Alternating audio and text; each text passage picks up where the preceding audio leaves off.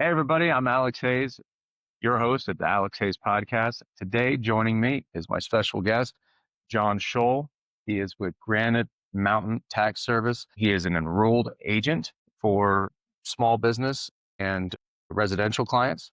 He's a CPA, handles your taxes. And today I want to get to know John a little bit better and hear about his story. And he acquired two books of businesses to get his business off the ground for the last 5 years. So John, thanks so much for being here. No problem. So John, before we were rolling, you were talking to me a little bit about what an enrolled agent is. Yes. Why don't you go ahead and elaborate on that? Give me a little bit more detail. There's actually three types of designations, professional designations that can represent clients in front of the IRS. Anyone can prepare taxes. There's no requirement, no training requirement in order to prepare taxes. But there's three designations that really can, if you get in trouble, help you with the IRS. There's CPAs, certified public accountants. There are tax attorneys, and then an enrolled agent. I'm an enrolled agent. CAs and tax attorneys are actually licensed through their individual state. For an enrolled agent, I earned my designation, through the IRS. So I took a 3-part test. I have to do continuing education,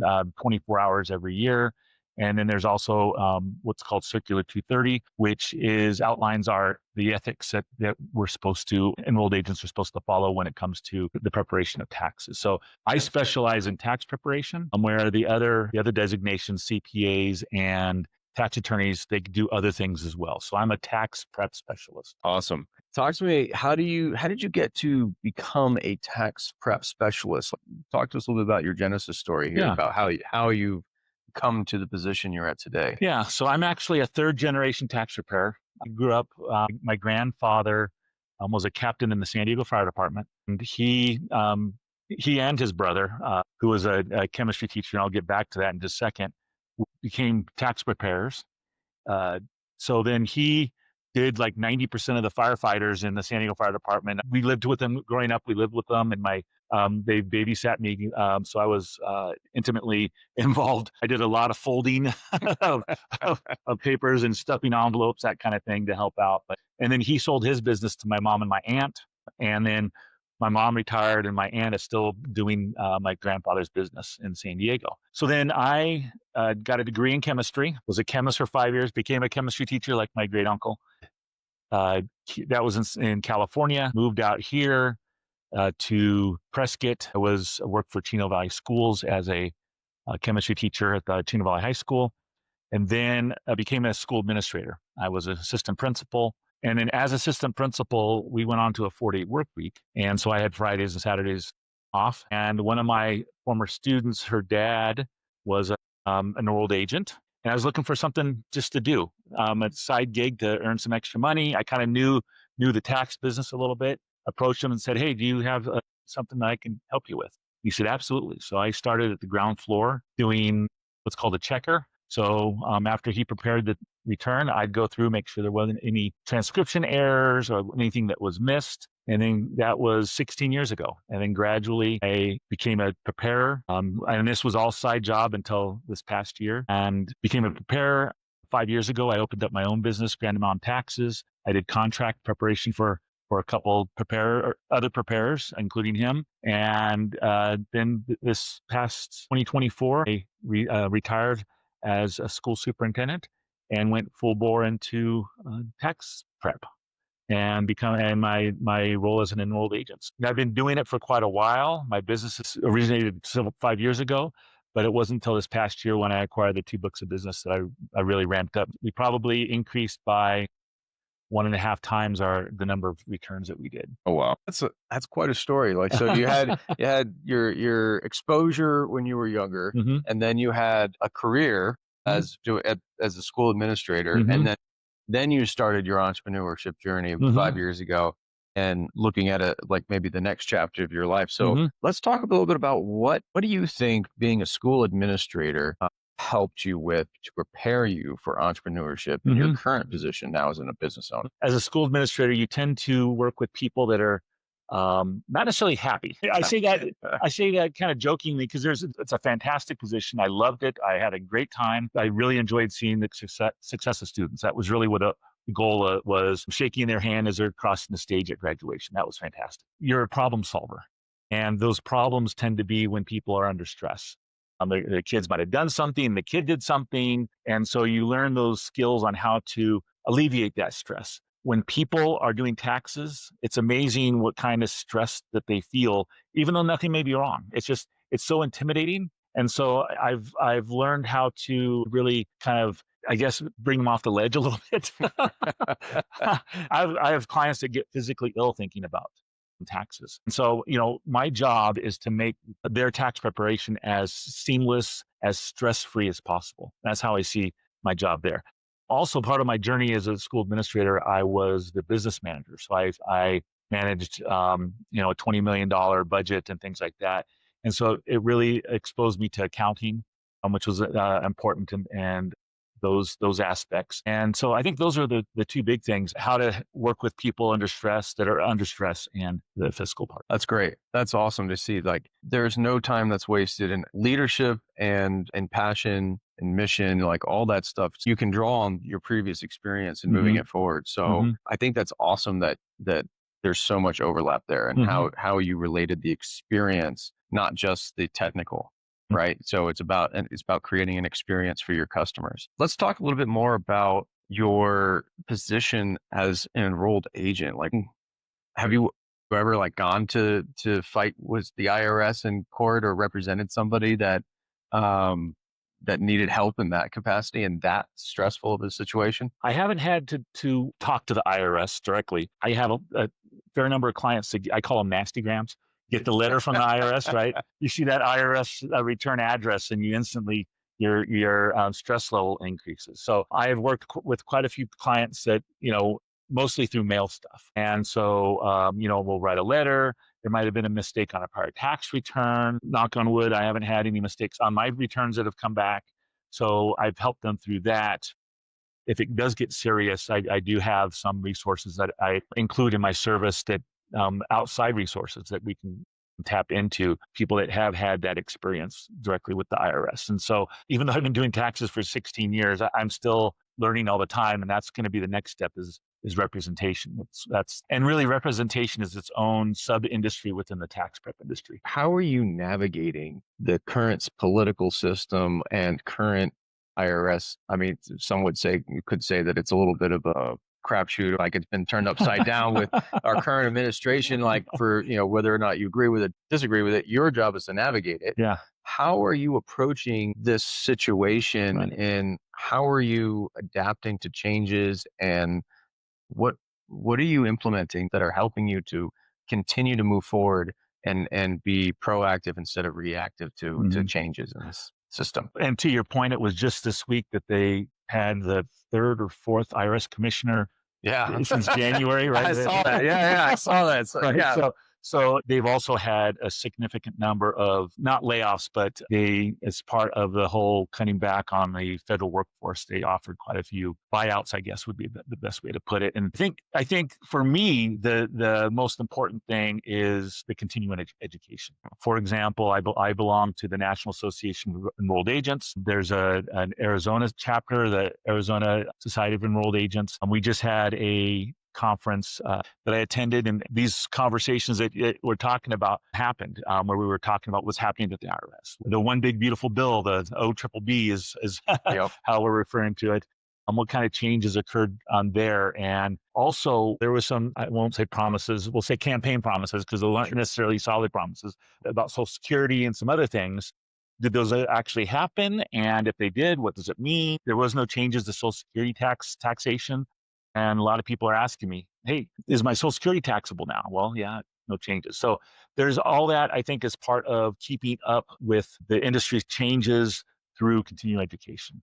But there's an 8-hour class I'll take it in December. It kind of summarizes what's happened throughout the year. There's, like I said, I did 7 hours last month to talk about stuff. So just keeping up on that. I also have, and there's a stack of red books over there that I subscribe to a research service so that if I need something, I can just type in.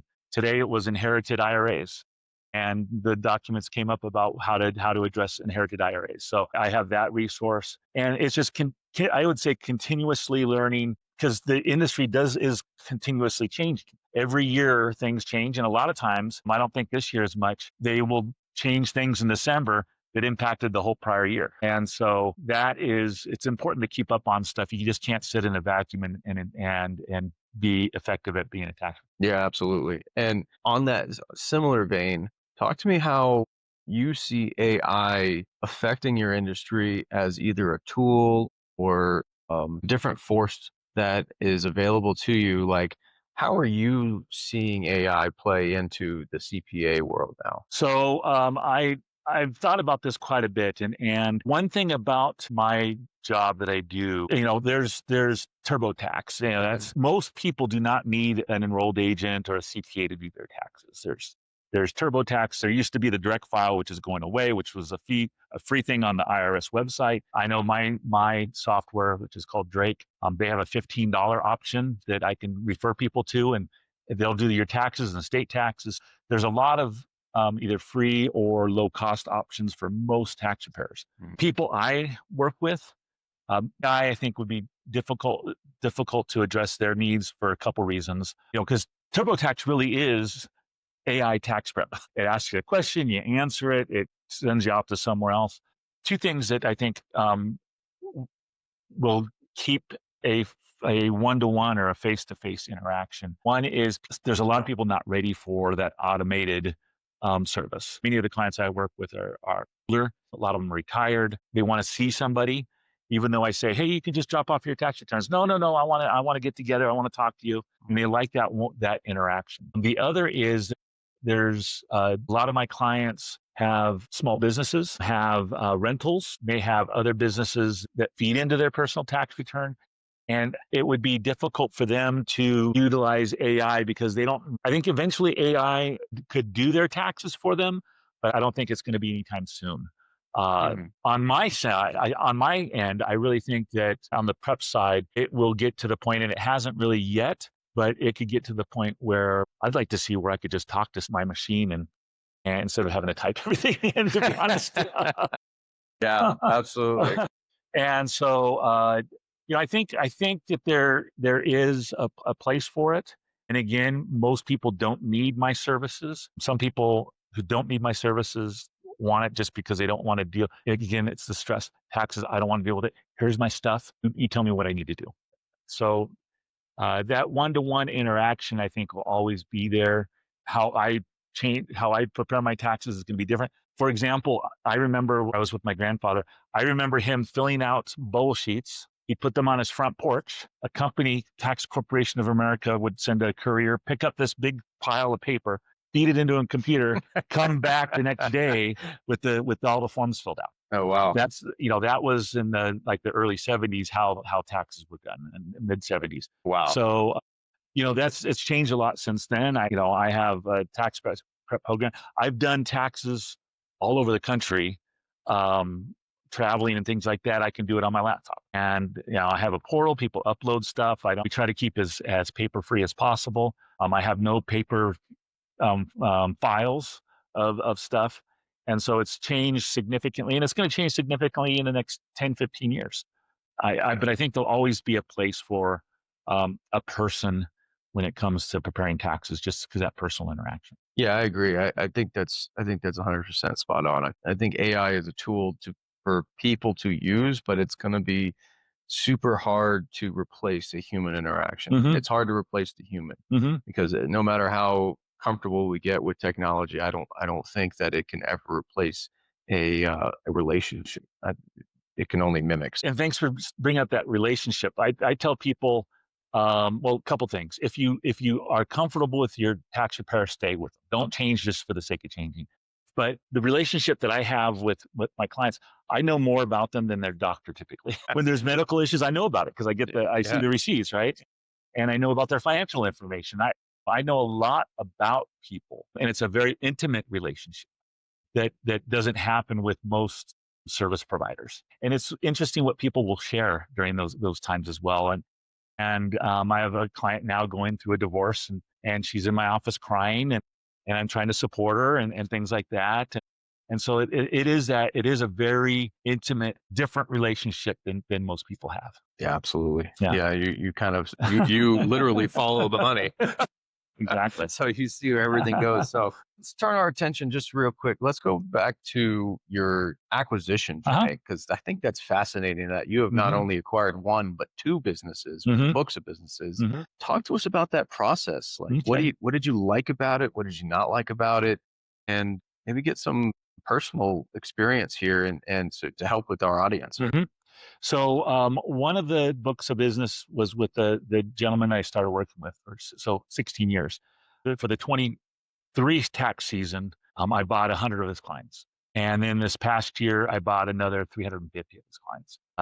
And he kept about 40, I think. And then the other gentleman that I was doing contract work for, he got ill, and I bought his 40 clients. And so the struggles we had were, which we won't have for the 25 tax year, is onboarding. And thankfully, I have a really good relationship with both gentlemen. It was to their economic benefit for for um, for that transition to go smoothly, because they only get paid if the client comes to me. And so, they wrote a letter, saying, hey, this is who I'm recommending that we go with. They allowed me to have access when there was a release from the client to their records. So I was able to go in, pull their past tax records. So I had that information. Past tax repair was important because it gave the client the knowledge that they were going to be taken care of. And I talked to both guys when I'm doing taxes. Hey, this has come up. Why did you do this? Or what do I need to look for? Things like that. So I have them as resources. And the other thing is, this is something that's been in the works for several years. So this is not something new. In the one case of the gentleman that I bought 40 from, he told his clients that this was going to happen, and to look forward to it, and that I was working on their returns already. And then the other one said, I've been working for 16 years. Most of the returns that I've received, a lot of them I knew personally because of they're mostly in Chino Valley, and me working in Chino Valley for 27 years. Or I've done their tax returns before, and they know that. So the transition was really very seamless for the most part, but onboarding was a lot of work. There was pulling the records and everything else, and I brought on another employee to help with that. So I have 2 employees right now, and so next year we're really looking forward to not having that onboarding. We onboarded 400 clients this year. Oh, wow. That's those that I bought along with new clients. So there's no one in the area taking on new clients. It's interesting. I don't have to advertise. I have had to turn clients away recently because that want me to do their 2024 taxes. I say I can't. I don't have the capacity right now. We are meeting with clients. I'm meeting with one this afternoon for 2025 returns. It's a really interesting time to be an enrolled agent. No one wants to do the job, and there's the need. There's the need. Yeah. There's the need. There really is. The other thing that helped was with the one client that had a office. He's letting me work out of his office during tax season. So 2 to 3 days a week, I'm in Chino Valley.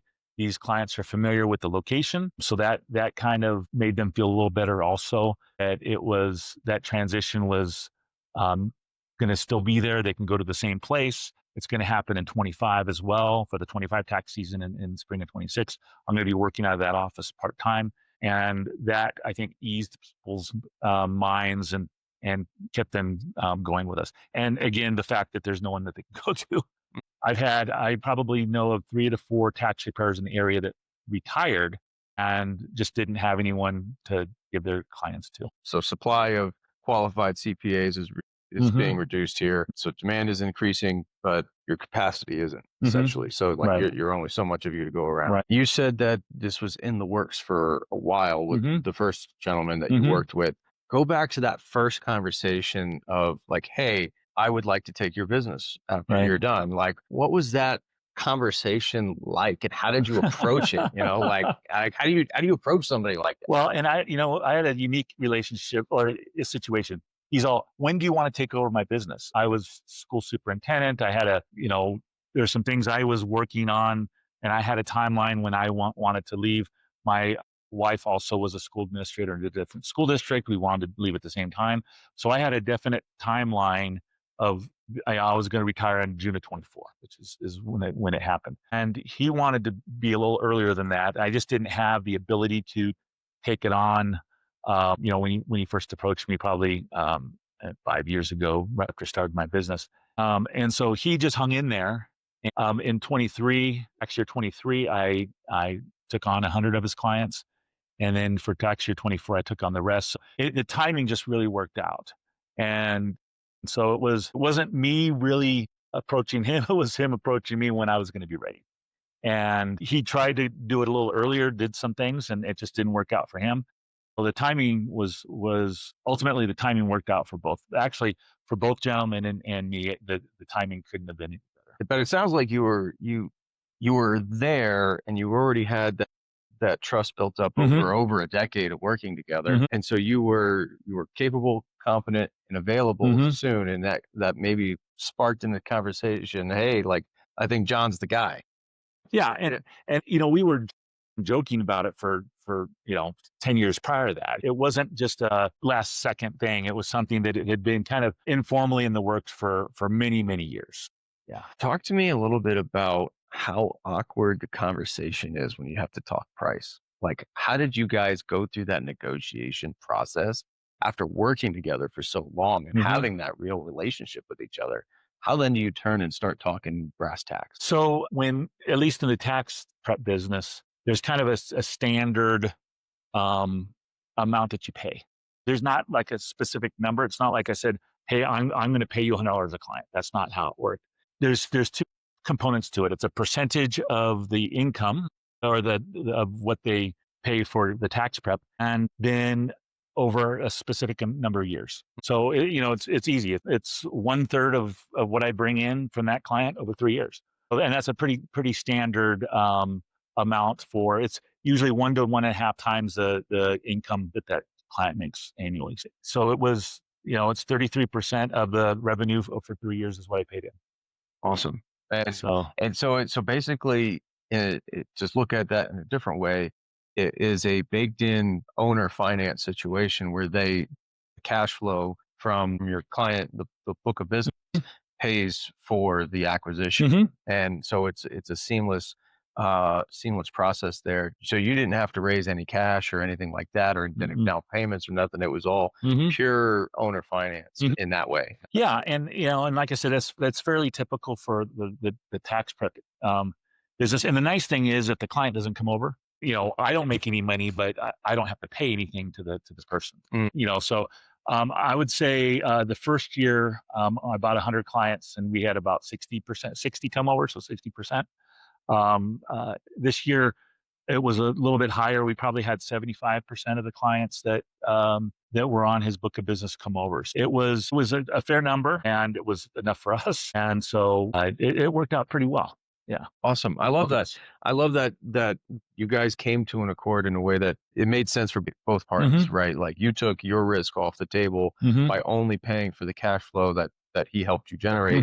And he was able to offload his book of business in a way that made him continual revenue for the next 3 years. So he could finance his lifestyle or retirement. Yeah. And then the other caveat was to kind of ease the transition for the clients was whatever they paid in 23, we just kept the same amount for 24. So there was no increase in their tax prep fees from year over year. And I heard they appreciated that. There was no increase. So, awesome. Yeah. Yeah. No, that sounds like a really good, seamless transition. You said that the pain point was onboarding, and I want to make sure, like, I understand the onboarding process was the data transfer from one system to another system. Was that the sticky point, or was there something else in that onboarding process that was something that, hey, maybe we would have done this a little better had we done this? I don't know if we could have done anything necessarily better. There was some technology issues. We had to get into his system, and there was some issues with that. But I don't know if we could have done a whole lot better. Again, sent out the letter. We were so busy, we didn't follow up with those that didn't respond, but we had a really good response at 75%. So we weren't too worried about that. And to be honest, we couldn't have handled any more. It was probably the difference between a returning client and an onboarded client, and even or a new client, It probably takes about 50% longer just because with a returning client, we have everything in the system already. It's just a matter of entering in what we already know. With the new clients, there's the transferring the technology stuff, the file over, and then the interaction and just getting to know them. And having that big slug of new clients come in, probably 2/3 of our clients were new this year. And I anticipate we'll probably have 20% new. There's a lot of churn in tax prep. We work with a lot of older people and they do pass away. I do a fair number of trusts and estates. Those are typically one-offs and just people that may just move on. So we'll have 20% new this year, but that's going to be onboarding. That'll be a lot easier than just the time necessary to onboard that many people in one time. And so it wasn't necessarily that we could do anything better. It's just the quantity was not, it was a little bit overwhelming for this one year. Yeah. And your second acquisition. So that was your first acquisition was for the gentleman that you worked with for many years. Talk to me about your second acquisition process. Same questions like, how did it initiate? And then how did you guys negotiate that transition? Because it sounded like it happened pretty quickly. Yeah. So, we had been talking about it for a while, but it wasn't going to happen in tax year 24. But the gentleman got ill and he couldn't continue. And what's interesting was the three of us, the first gentleman I acquired his business from and a second guy and myself, were all friends and actually worked out of the same office. They had their separate businesses, but they talked all the time. They're really, really good friends. The negotiation was just, hey, we'll do the same as he's doing. So that worked out really well. The difference is he had a practice in California and almost all of his clients, I'd say I took over 40, I'd say maybe 5 of his clients are local. So most of his clients are California, mostly Northern California, Napa areas where he had his practice.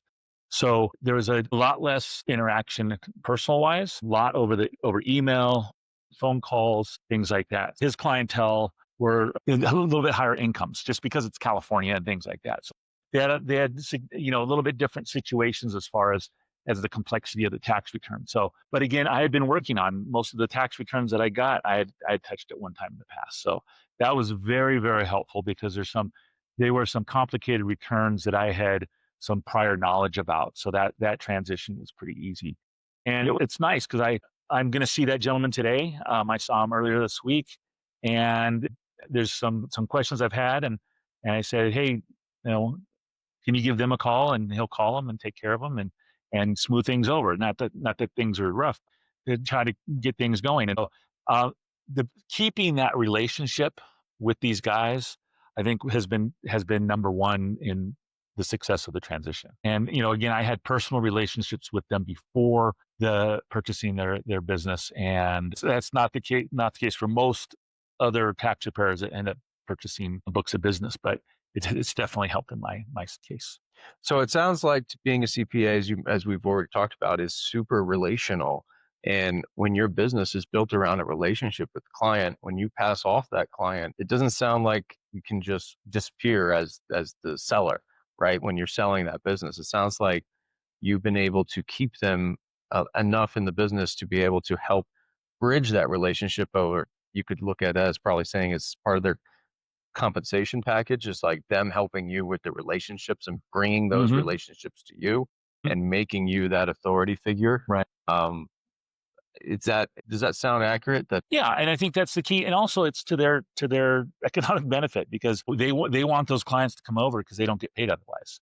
So I think the structure of the purchase really necessitates their being involved and helping to ensure that the client does feel good about coming over and moving over to my firm. When you talked that acquisition process, was that part of the conversation, or did that happen like just kind of after the fact that, hey, I need help with getting this client back in the corral, so to speak? Right. I think there was conversation about it. I don't think it was anything specific or part of the agreement, but I think it was understood that was going to happen because, and again, these gentlemen have worked decades to develop their business, and so they don't want to just see it, disappear either.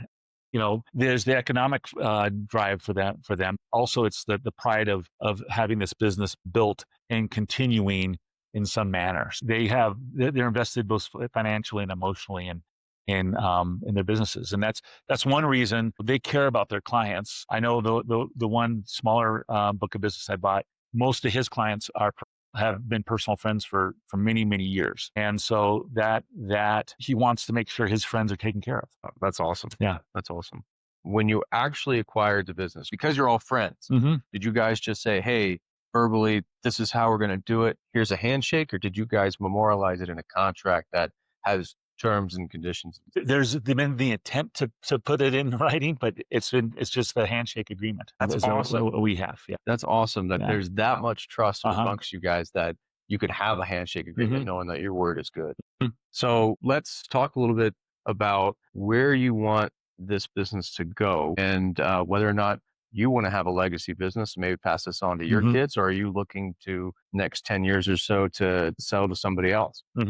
My grandfather, I think he did taxes until he was close to 80. I'm 57. Got a few years then. I don't see me doing it, and I don't think my wife would like to see me do it until I'm 80. But I've got 10, 15 years before I think I'm going to be done doing this. I don't see us getting that much larger, unless the only reason we would take on more clients than we have is if our capacity increase through AI or some other technology or something like that. So I think the number of clients that we have will stay relatively the same. And this is really a retirement gig for me. I'm retired. I don't want it. I don't want it to be a 24/7, 365 job for me. I can work hard during tax season. I've worked from tax season till October 15th. I'll continue to work because of extensions and things like that. But at the same time, I want to be able to go. My daughter's pregnant. We're going to have a grandbaby in a month. So I want to be able to spend time with the grandbaby. We're planning some trips with some friends. The idea was with this tax business was for it to be seasonal mostly and have the rest of the year to be retired. And my grandfather made more as a tax preparer than he does as a firefighter in retirement. And so it is lucrative as far as that goes. However, it's a retirement gig. I want the time off. I think that it could go on to somebody else. My daughter does not want it. She's made that clear. We'll see what happens in 10 to 15 years. But I think I'd like to have something, an asset that I could sell in the future. And maybe it does. I do make a relationship with another tax preparer that I can transition as seamlessly as I have with the two gentlemen that I've acquired their businesses. That would be nice down the road. And one thing that I want to mention is I've talked a lot about my relationship with these two tax preparers. It's really important to build that network of resources that you can go to. Hey, I have this question. How do I do this? Or I have this client that's doing this. What have you done in the past? And so that network is important beyond just who you work with immediately. And that's why I belong to the national and state enrolled agent organizations, and then also developing that network outside of the industry. 2 days ago, I met with a bookkeeper, and I don't do bookkeeping services. That's not what I want to do. I have clients that need bookkeeping services. I can say, hey, this person is somebody that I recommend, and she doesn't do taxes.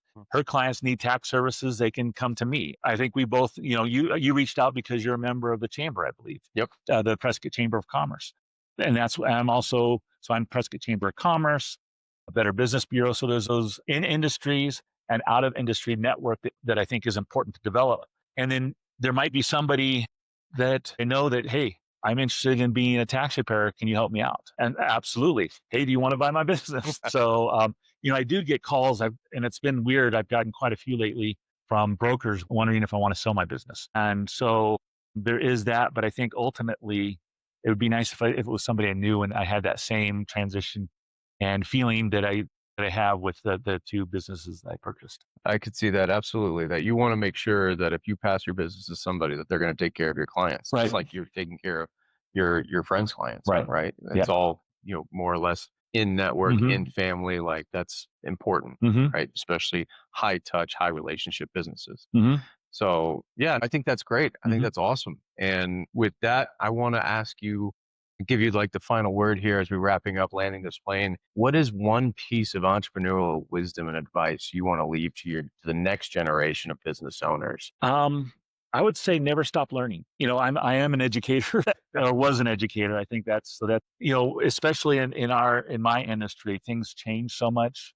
But I will never be I will never know everything there is to know about tax prep. And so I want to make sure that I just, and I think that goes for practically any industry, that you're never the expert, the person that knows everything. Continue to learn, and you'd be surprised at what you don't know. And so that would be my one piece of advice. Awesome. I appreciate that. Yeah. John, thanks so much for your time Oh, this you're morning. welcome. The links for all of his connections, his website will be in the description below. Please check him out. If you need tax preparation services or you need an enrolled agent, please reach out to John at Granite Mountain Tax Services.